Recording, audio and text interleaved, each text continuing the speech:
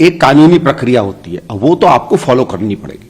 और मेरे हिसाब से इन्होंने जो किया है वो ठीक नहीं किया है, अन्यथा किसी चीज को एक राजनीतिक पहलू दे रहे हैं। हम मानते हैं कि कई ऐसी चीजें हुई हैं जिसमें ईडी और सीबीआई और इनकम टैक्स को देखा गया कि वो राजनीतिक रूप से काम करती है। দিল্লিতে আবগারি কেলেঙ্কারিতে মুখ্যমন্ত্রী অরবিন্দ কেজরিওয়াল ইডির ডাকে সাড়া না দেওয়ার ঘটনা নিয়ে প্রতিক্রিয়া ব্যক্ত করলেন কংগ্রেস নেতা সন্দীপ দীক্ষিত।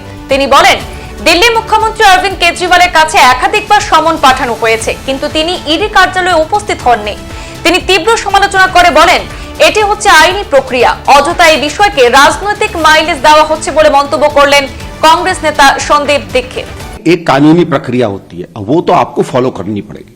और मेरे हिसाब से इन्होंने जो किया है वो ठीक नहीं किया है, अन्यथा किसी चीज को एक राजनीतिक पहलू दे रहे हैं। हम मानते हैं कि कई ऐसी चीजें हुई हैं जिसमें ईडी और सीबीआई और इनकम टैक्स को देखा गया कि वो राजनीतिक रूप से काम करती है, लेकिन जो कानूनी प्रक्रिया वो तो आपको करनी है। लेकिन मैं केजरीवाल साहब से सिर्फ एक सवाल पूछना चाहता हूं।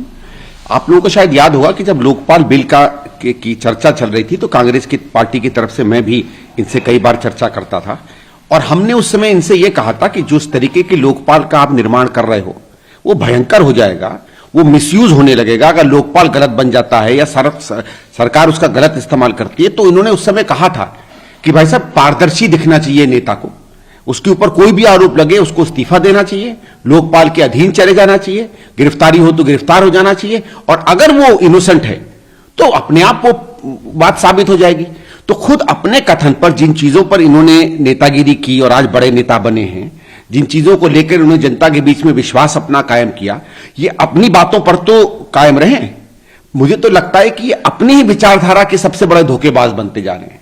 ये बात ठीक नहीं है। देखिए, आप अगर इनोसेंट हैं तो कोई दिक्कत नहीं है, इसके पहले और ये कहना कि साहब क्यों बुलाया था, ये तो बिल्कुल तर्क की बात नहीं। সাংবাদিক পর্যন্ত অন্যান্য আপডেট পেতে চোখ রাখুন পূর্বাঞ্চল প্রতিদিনে। ধন্যবাদ।